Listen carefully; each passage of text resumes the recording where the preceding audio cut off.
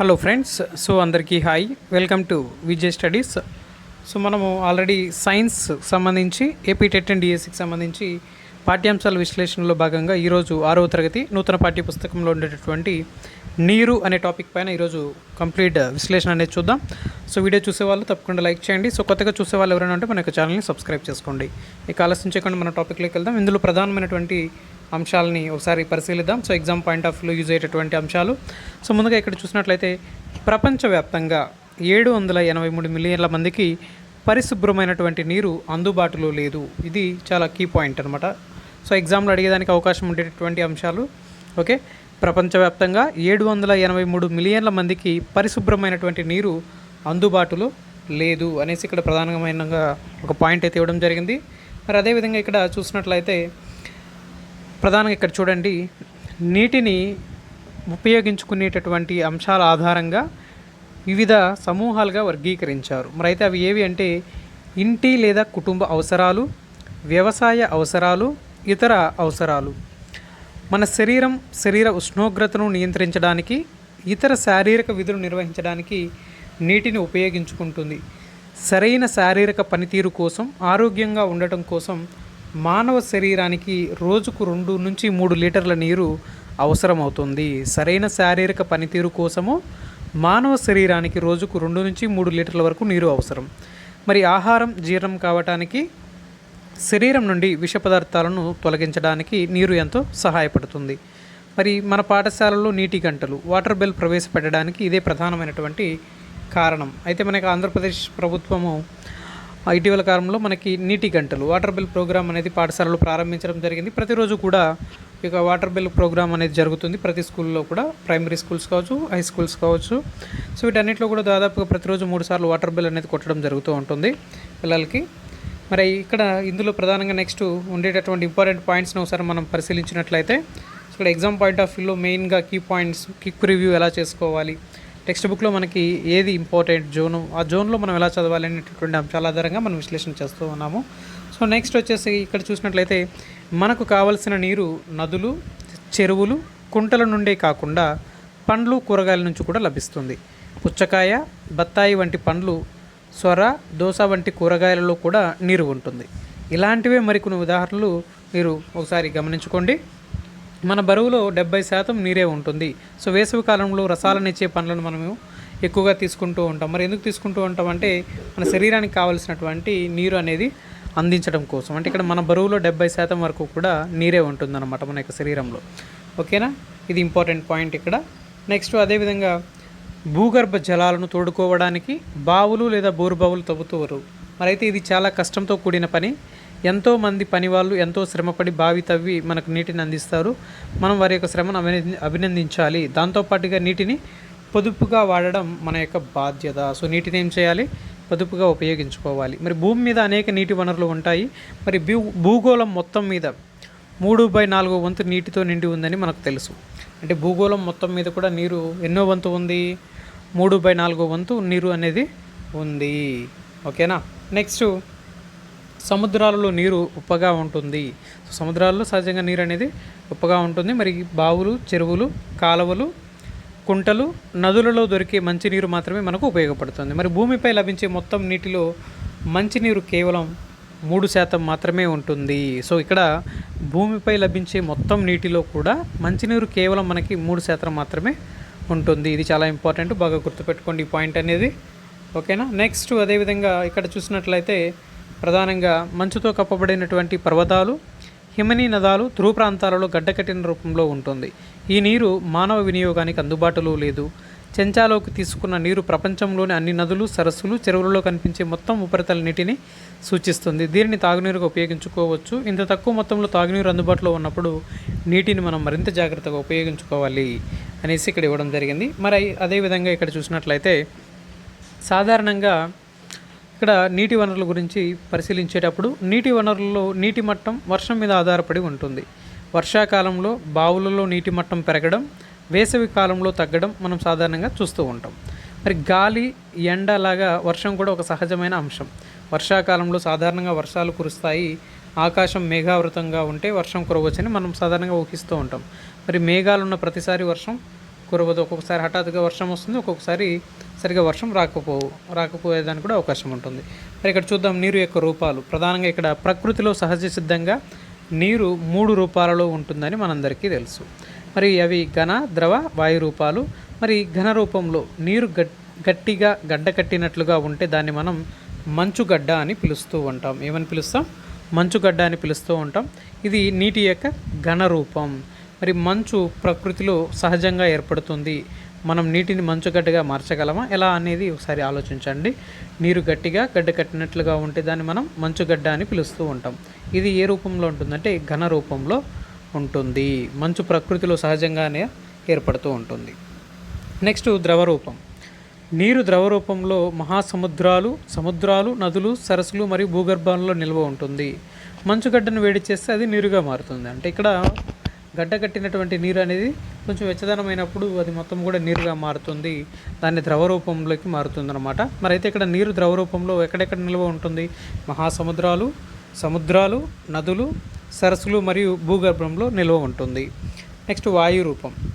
నీటిని వేడి చేస్తే ఏమవుతుంది ఒకసారి పరిశీలించండి. నీటి వాయు రూపమే నీటి ఆవిరి. ఇది మన చుట్టూ ఉండే గాలిలో ఉంటుంది. మంచుగడ్డను వేడి చేస్తే నీరుగా మారుతుందని, నీటిని వేడి చేస్తే ఆవిరిగా మారుతుందని మనకు తెలుసు. అలాగే నీటి ఆవిరిని చల్లబరచడం వల్ల తిరిగి నీటిని పొందవచ్చు. నీటిని ఇంకా చల్లబరిస్తే మంచుగా కూడా మారుతుంది. కనుక నీటిని ఇక్కడ ఉండే ప్రధానంగా నీటికి ఉండే ఈ 3 రూపాలు ఒకదాని నుండి మరొక దాన్ని మార్చడానికి మనము అర్థం చేసుకోవచ్చు. అంటే మంచు నుంచి వేడి చేస్తే నీరు వేడి చేస్తే నీటి ఆవిరి. ఓకేనా? మరి ఇక్కడ నీటి ఆవిరి చల్లారిస్తే నీరుగా ఉంటుంది, నీరు చల్లారిస్తే మంచు అవుతుంది. ఓకేనా? ఇక్కడ ఇది ఒక ఫ్లో చార్ట్ అయితే ఇక్కడ ఇవ్వడం జరిగింది.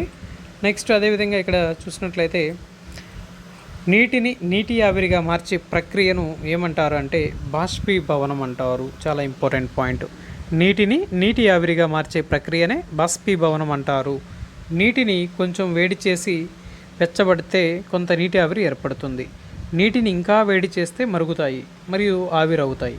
ఇంకా వేడి చేస్తే మొత్తం నీరు అనేది నీటి ఆవిరి అవుతుంది. అంటే నీళ్లు గ్రహించే ఉష్ణ పరిమాణం బాష్పీభవనాన్ని ప్రభావితం చేస్తుందని మనం అర్థం చేసుకోవచ్చు. కనుక నీరు అధిక ఉష్ణాన్ని పొందితే అది త్వరగా ఆవిరవుతుందని మనం చెప్పవచ్చు. మరి నిత్య జీవితంలో మీరు చాలా సందర్భాల్లో నీరు బాష్పీభవనం చెందడాన్ని గమనించి ఉంటారు అనేసి ఇక్కడ ఇచ్చారు.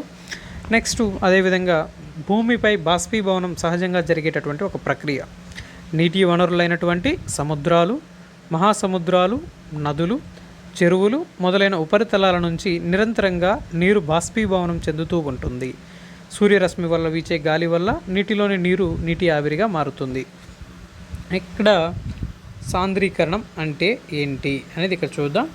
మరి ఇక్కడ సాంద్రీకరణం అనగా ఏంటి ఒకసారి మనం పరిశీలించినట్లయితే, శీతాకాలంలో బాగా మంచు కురిసి చలిగా ఉన్న రోజు ఉదయం మనం మాట్లాడుతున్నప్పుడు నోటిలో నుండి చిన్న పొగ లాంటివి రావడాన్ని చూస్తూ ఉంటాము. అంటే శీతాకాలంలో మన నోటి నుంచి వదిలే గాలి కంటే బయట వాతావరణంలో గాలి చాలా చల్లగా ఉంటుంది. ఇక్కడ చూడండి, ఇక్కడ గమనించండి బాగా. ఇది చాలా ఇంపార్టెంట్ పాయింట్ అనమాట. శీతాకాలంలో మనం నోటి నుంచి వదిలే గాలి కంటే బయటి వాతావరణంలో గాలి చాలా చల్లగా ఉంటుంది. అంటే వదిలే గాలిలో ఉండే నీటి ఆవిరి నోటి లోపలికి రాగానే హఠాత్తుగా చల్లబడి సూక్ష్మమైన బిందువులుగా మారుతుంది. స్వల్ప ప్రదేశానికి పరిమితమై దట్టంగా ఉండే ఈ సాంద్రీకరణం చెందిన నీటి బిందువులు చిన్న చిన్న మేఘాలుగా మనకు నోటి ముందు కనిపిస్తూ ఉంటాయి. ఓకేనా? మరి నీటి ఆవిరి నీరుగా మారడానికి సంబంధించి ఇక్కడ ఒక యాక్టివిటీ అనేది ఇవ్వడం జరిగింది. మరి ఇక్కడ చూసినట్లయితే ఇక్కడ డెఫినిషన్ ఇక్కడ చూస్తే ప్రధానంగా మనకి నీటి ఆవిరి నీరుగా మారే ప్రక్రియనే సాంద్రీకరణం అంటారు. నీటి ఆవిరి నీరుగా మారే ప్రక్రియను ఏమంటారు? సాంద్రీకరణం అంటారు. ఓకేనా? చాలా ఇంపార్టెంట్. నెక్స్ట్ అదేవిధంగా మేఘాలు, వర్షం. అంటే బాగా ఎండ ఉన్న రోజుల్లో సూర్యరశ్మి వలన భూమితో పాటు సముద్రాలు, మహాసముద్రాలు, నదులు మరియు చెరువులు మొదలైన వాటిలో నీరు కూడా వేడెక్కుతుంది. సో అప్పుడు ఆ నీరు బాష్పీభవనం వల్ల నీటి ఆవిరిగా మారుతుంది. సో నీటి ఆవిరి గాలి కంటే తేలికగా ఉంటుంది. సో అందువల్ల అది వాతావరణంలో పైకి చేరుతుంది. సో నీటి ఆవిరి గాలి కంటే తేలికగా ఉంటుంది. చాలా ఇంపార్టెంట్ పాయింట్ ఇక్కడ గుర్తుపెట్టుకోవాలి. సో నీటి ఆవిరి గాలి కంటే తేలికగా ఉంటుంది, అందువల్ల అది వాతావరణంలో పైకి చేరుతుంది. భూతలం నుండి పైకి పోయే కొలది గాలి అనేది చల్లబడుతుంది. సో అలా వాతావరణంలో పైకి చేరిన నీటి ఆవిరి అక్కడ ఉన్న చల్లని గాలులను తాకి సూక్ష్మమైనటువంటి చిన్న చిన్న నీటి బిందువులుగా మారుతుంది. ఈ సూక్ష్మమైన నీటి బిందువులే గాలిలో తేలుతూ వాతావరణంలో మనకు మేఘాల రూపంలో కనిపిస్తాయి. సో ఏర్పడిన మేఘాలు ఇప్పుడు కూడా ఒక చోట స్థిరంగా ఉండలేవు. అవి గాలి వీచే దిశకు అనుకూలంగా తరచు కదులుతూ ఉంటాయి. అలా కదులుతూ కొన్ని మేఘాలు కలిసిపోయి అధిక నీటి ఆవిరితో నిండిపోతాయి. ఇలా నీటి బిందువులతో నిండిన మేఘాలు గాలి ప్రవాహాల వల్ల సముద్రాల నుండి భూతలం వైపును ప్రవహిస్తూ ఉంటాయి. ఈ మేఘాలు వాతావరణంలోని పై పొరల్లో ఉండే చల్లని గాలుల వల్ల చల్లబడతాయి. మరి మేఘాలు లేకుండా వర్షాలు కురవని మనకు తెలుసు, కానీ ఆ మేఘాలు వర్షాలు కురిపించలేవు కూడా. కనుక వర్షం కురవాలంటే మేఘాలలో కొన్ని మార్పులు జరగవలసి ఉంటుంది. మరి గాలిలో కదులుతున్న మేఘాలు సాధారణంగా అధిక స్థాయిలో ఉంటాయి. కొన్నిసార్లు గాలితో పాటు వచ్చే చల్లని గాలి మేఘాలను చల్లబరుస్తుంది. ఇది మేఘాలలో ఉన్న నీటి బిందువులను ఘనీభవింపచేసి పెద్ద నీటి బిందువులను ఏర్పరుస్తుంది. మేఘాలు మరింతగా చల్లబడినప్పుడు అందులో తేమ బిందువులు పెద్దవై మేఘాలు బరువుగా మారతాయి. అప్పుడు అవి భూమిపైకి దిగుతాయి.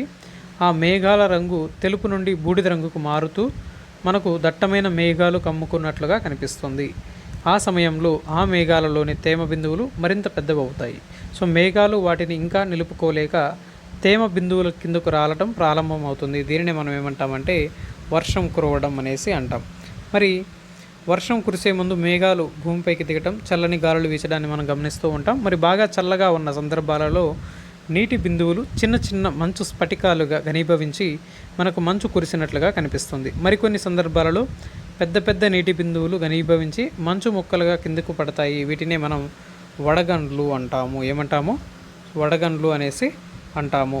మరి వర్షం, మంచుతో కూడిన వర్షం లేదా వడగండ్ల వంటి ఆకాశం నుండి పడే వాతావరణ స్థితినే అవపాతం అంటారు. ఏమంటారు?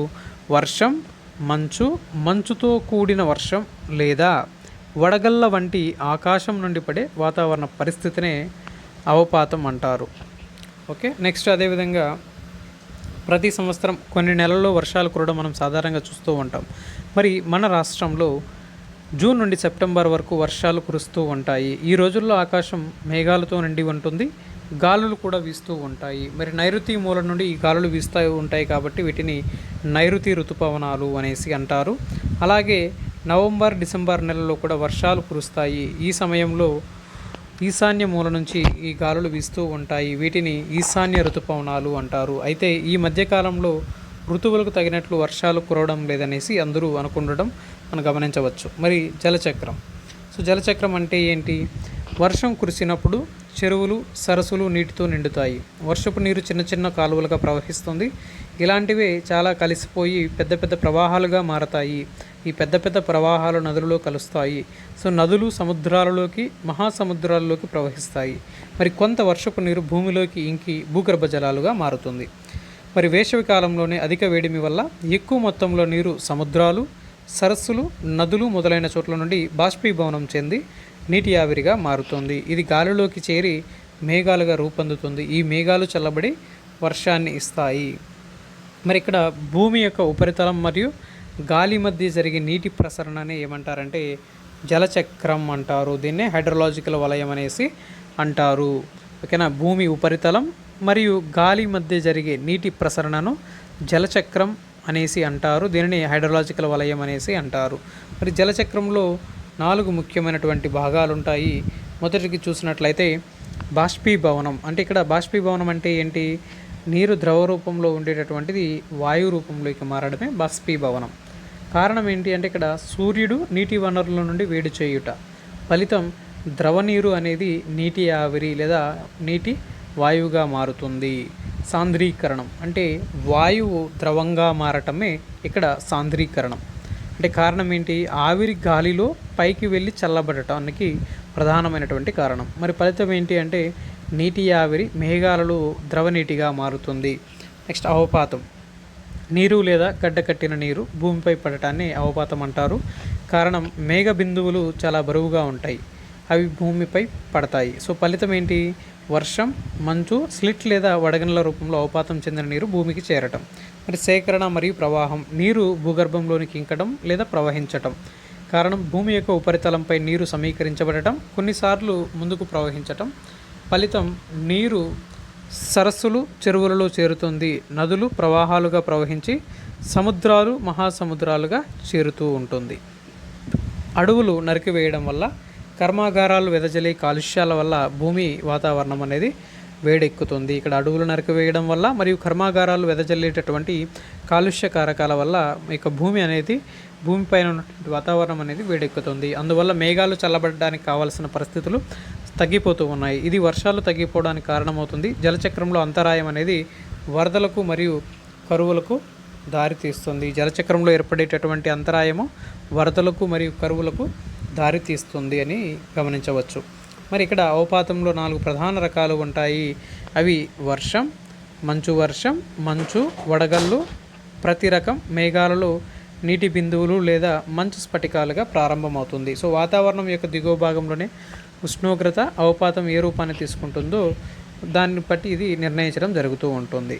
ఇక్కడ ప్రధానంగా ఇక్కడ మనం చూసినట్లయితే అలాంటి వర్షం అంటే గాలి యొక్క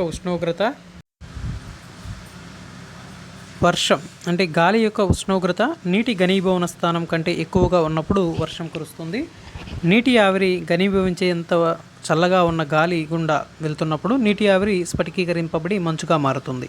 మరి మంచు వర్షం అనేది ఎప్పుడు కురుస్తుంది? భూమి యొక్క ఉపరితలం దగ్గరగా ఉన్న ఘనీభవించే గాలి ద్వారా వర్షపు చినుకులు పడిపోయినప్పుడు మంచు వర్షం అనేది సంభవిస్తుంది. మరి వడగళ్ళు ఉరుములతో కూడిన గాలులు నీటిని తిరిగి వాతావరణంలోకి నెట్టినప్పుడు వడగళ్ళు ఏర్పడతాయి.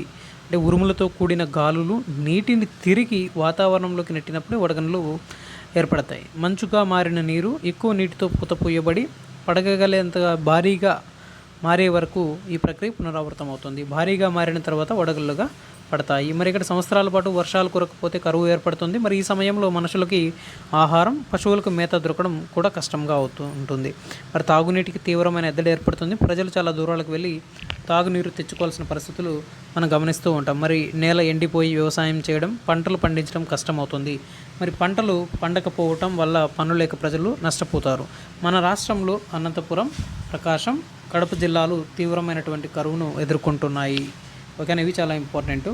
నెక్స్ట్ అదేవిధంగా ఇక్కడ చూసినట్లయితే ప్రధానంగా మనకు ఉండేటటువంటి అంశాలకు సంబంధించి మన రాష్ట్రంలో వర్షాభావ పరిస్థితుల వల్ల నీటి కరువు అనేది ఏర్పడుతూ ఉంటుంది. మరి వర్షాలు లేకపోవడం వల్ల రైతులందరూ కూడా భూగర్భ జలాల మీద ఆధారపడి వ్యవసాయము చేస్తూ ఉన్నారు. మరి ఎక్కువ నీరు అవసరమైన పంటలు పండించడం వల్ల ఇటువంటి ప్రాంతాల్లో కొన్ని నీటి ఎద్దడిలకు సంబంధించి కొన్ని సందర్భాల్లో కరువు ఏర్పడడానికి కూడా అవకాశం అయితే ఉంటుంది. మరి జాతీయ విపత్తు సహాయక దళం, national disaster relief force NDRF, రాష్ట్ర విపత్తు సహాయక దళం, స్థానిక అగ్నిమాపక, ఆరోగ్య, పోలీసు, రెవెన్యూ విభాగాలు ప్రకృతి వైపరీత్యాల సమయంలో సమన్వయంతో పనిచేస్తూ ఉన్నాయి. అవసరమైనప్పుడు సైన్యం కూడా సహాయక చర్యల్లో పాల్గొనటం మనం గమనించవచ్చు. మరి నీటి కొరతకు గల ప్రధానమైనటువంటి కారణాలు మనం ఒకసారి పరిశీలించినట్లయితే జనాభా పెరుగుదల, అసమాన వర్షపాతం, భూగర్భ జలాలు తగ్గిపోవటం, నీటి కాలుష్యం, నీటి అజాగ్రత్త వినియోగం, నీటి కొరత ఏర్పడకుండా జాగ్రత్తలు తీసుకోవాల్సి ఉంది. మరి లేకపోతే ఈ భూమిపై జీవులు జీవించడం అసాధ్యం. నీటి కొరతను నివారించే ఏకైక మార్గం నీటి సంరక్షణ. భవిష్యత్ తరాల కొరకు నీటిని ఆదా చేయడానికి నీటిని జాగ్రత్తగా అవసరం మేరకు ఉపయోగిస్తే అది నీటి సంరక్షణకు దారితీస్తుంది. మరి జల సంరక్షణ పద్ధతులు, మరి జల సంరక్షణ కొరకు ప్రధానంగా 2 పద్ధతులను అనుసరించవచ్చు. నీటి నిర్వహణ అంటే వాటర్ మేనేజ్మెంట్, నీటి నిర్వహణ కింది అంశాలను కలిగి ఉంటుంది. మరి ఏ అంశాలంటే వ్యర్థాలను నీటి వనరుల్లోకి విసరటం వలన కలిగే చెడు ప్రభావాల గురించి అవగాహన తీసుకురావటం, కాలుష్య కారకాలను వేరు చేయటం ద్వారా నీటిని పునశ్చక్రియం చేయడం, వ్యవసాయంలో రసాయన ఎరువుల వాడకాన్ని తగ్గించడం ద్వారా భూగర్భ జలాల కాలుష్యాన్ని తగ్గించడం, అటవీ నిర్మూలన తగ్గించడం, వ్యవసాయంలో బిందు సేద్యం, తుంపర్ల సేద్యం ఉపయోగించడం ద్వారా నీటిపారుదలకు అవసరమయ్యే నీటిని తగ్గించడం, వర్షపు నీటి నిర్వహణ అంటే వర్షపు నీటిని ప్రత్యక్షంగా సేకరించడం మరియు వాడటాన్ని వర్షపు నీటి నిర్వహణ అంటారు. మరి ఈ యొక్క వర్షపు నీటి నిర్వహణలు 2 రకాలు ఉన్నాయి. ఒకటి వర్షపు నీరు పడ్డ చోట నుండి సేకరించడం, ప్రవహించే వర్షపు నీటిని సేకరించడం. అంటే ఇక్కడ వర్షపు నీరు పడ్డ చోట నుండి సేకరించడం అంటే రూఫ్ వాటర్ హార్వెస్టింగ్ అంటారు మరి దీన్ని. మరి ఇల్లు లేదా భవనాలపై కప్పుల నుండి నీటిని సేకరించడం, చెరువులు, కట్టలు నిర్మించడం ద్వారా వర్షపు నీటిని సేకరించడం. నీరు లేకుండా మనం ఒకరోజు కూడా జీవించలేమనే విషయం తెలిసినటువంటిదే. మరి ఒక చుక్క నీటిని కూడా వృధా చేయకూడదని అనేసి ఇక్కడ చెప్తూ ఉన్నారు. మరి ఎందుకంటే ఇక్కడ నీటిని సంరక్షించాల్సిన బాధ్యత అందరిపైన ఉంది. మరి ఈ పాఠ్యాంశంలో ఉండేటటువంటి ముఖ్యమైనటువంటి అంశాలు ఒకసారి మనం పరిశీలించినట్లయితే మనం రోజువారీ అవసరాలకు, వ్యవసాయానికి, పరిశ్రమలకు నీరు చాలా అవసరం. బావులు, కుంటలు, కాలువలు, చెరువులు, నదులు మొదలైనవన్నీ నీటి వనరులు. భూమి మీద ఉండే నీటిలో 3% మాత్రమే మంచినీరు ఉంది. మనం నీటి కోసం వర్షం మీద ఆధారపడతాం. భూమిపై నీరు 3 రూపాలలో లభిస్తుంది: మంచు, నీరు, అదేవిధంగా నీటి ఆవిరి. అంటే ఇక్కడ ఘన రూపము, ద్రవ రూపము, వాయు రూపం. నీరు నీటి ఆవిరిగా మారే ప్రక్రియను బాష్పీభవనం అంటారు. సముద్రాలు, సరస్సులు, చెరువులు మొదలగువన్నీ ఉపరితలాల నుండి నీరు బాష్పీభవనం చెందటం మేఘాలు ఏర్పడటానికి దోహదపడుతుంది. నీటి ఆవిరితో కూడిన సూక్ష్మ బిందువులతో ఏర్పడేదే మేఘం. నీటి ఆవిరి నీరుగా మారే ప్రక్రియని సాంద్రీకరణం అంటారు. నీటి బాష్పీభవనం, సాంద్రీకరణల పరంపర భూమిపై వర్షం పడేందుకు కారణమవుతుంది. నీటి ఆవిరి నీరుగా మారే ప్రక్రియని సాంద్రీకరణం అంటారు. బాగా గుర్తుపెట్టుకోవాలి. నెక్స్ట్, వర్షం, మంచు, స్లిట్, వడగనుల వంటివి ఆకాశం నుండి పడే వాతావరణ పరిస్థితిని అవపాతం అంటారు. వర్షం, మంచు, స్లిట్ లేదా వడగళ్ళ వంటివి ఆకాశం నుండి పడే వాతావరణ పరిస్థితిని అవపాతం అంటారు. నీరు నీటి ఆవిరిగాను, నీటి ఆవిరి మేఘాలుగా, మేఘాలు వర్షాలుగా రూపొందే ప్రక్రియల పరంపరనే జలచక్రం అంటారు. సంవత్సరాల తరబడి వర్షాలు కురవకపోతే కరువులు ఏర్పడతాయి. వరదల వల్ల ఆస్తి నష్టం, ప్రాణ నష్టం జరుగుతాయి. భూమిపై మనం వినియోగించదగిన నీటి వనరుల పరిమితి కావున నీటిని జాగ్రత్తగా ఉపయోగించవలసిన అవసరం ఉంది. నీరు నీటి ఆవిరిగా మారే ప్రక్రియను ఏమంటారు అంటే ఇక్కడ బాష్పీభవనం అంటారు. నీరు నీటి ఆవిరిగా మారే ప్రక్రియను బాష్పీభవనం అంటారు. జలచక్రాన్ని డ్యాస్ అని కూడా అంటారంటే హైడ్రలాజికల్ వలయం అనేసి కూడా అంటారు. 1 లేదా అంతకంటే ఎక్కువ సంవత్సరాల పాటు వర్షాలు పడకపోవటం ఆ ప్రాంతంలో వేటికి దారితీస్తుందంటే వరదలు మరియు కరువుకు దారితీస్తుంది. అధిక వర్షాలు డ్యాస్కు కారణమవుతాయంటే వరదలకు కారణమవుతాయి అని గుర్తుపెట్టుకోవాలి. మళ్ళీ సముద్రపు నీటి యొక్క స్వభావం ఏ విధంగా ఉంటుంది? ఉప్పగా ఉంటుందా, రుచిగా ఉండదు, వాసన ఉండదు, తీయగా ఉంటుంది? మరి సరైన సమాధానం ఉప్పగా ఉండదు. అంటే ఇక్కడ ఉప్పగా ఉంటుంది. అంటే సముద్రపు నీటి యొక్క స్వభావం ఏంటి అంటే ఉప్పదనాన్ని కలిగి ఉండటం. జలచక్రంలో భాగం కానిది ఏంటి? బాష్పీభవనం, సాంద్రీకరణం, వర్షం, స్వేదనం. ఇక్కడ జలచక్రంలో భాగం కానిది స్వేదనం. స్వేదనం అంటే ఏంటి? నీటి నుండి మలినాలను తొలగించడానికి ఉపయోగించేటటువంటి ప్రక్రియనే స్వేదనం అనేసి అంటారు. క్రింది వానిలో వాతావరణానికి నీటి ఆవిరిని చేర్చే ప్రక్రియనే ఏమంటారు? వాతావరణానికి నీటి ఆవిరిని చేర్చే ప్రక్రియనే సాంద్రీకరణం అనేసి ఇక్కడ క్రింది వానిలో వాతావరణానికి నీటి ఆవిరిని చేర్చే ప్రక్రియని ఏమంటారంటే ఇక్కడ నీరు నీటి ఆవిరిగా మారితే బాష్పీభవనం అంటారు. ఇక్కడ దీన్ని వాతావరణానికి నీటి ఆవిరిని చేర్చే ప్రక్రియని ఏమంటారంటే అవపాతం అంటారు. బాగా గుర్తుపెట్టుకోండి, ఆప్షన్ బి. ఓకేనా? సో ఇది మనకి ఉండేటటువంటి 4th లెసన్ సంబంధించినటువంటి quick review, important points. So ఈ విధంగా మనం టెక్స్ట్ బుక్లో ఉండే ఇంపార్టెంట్ పాయింట్స్ అన్నింటిని కూడా అనలైజ్ చేస్తూ డైలీ కూడా అప్డేట్ చేయడం జరుగుతూ ఉంటుంది. సో కొత్తగా చూసేవాళ్ళు సబ్స్క్రైబ్ చేసుకోండి. అదేవిధంగా టెట్ 2 DSకి ప్రిపేర్ అయ్యి ప్రతి ఒక్కరు కూడా తప్పకుండా మన యొక్క ఛానల్ని ఫాలో అవ్వండి. ఓకేనా? వీడియో నచ్చిన వాళ్ళు తప్పకుండా లైక్ చేయండి, మీ ఫ్రెండ్స్ కూడా షేర్ చేయండి. Okay, thank you for watching. Thank you so much.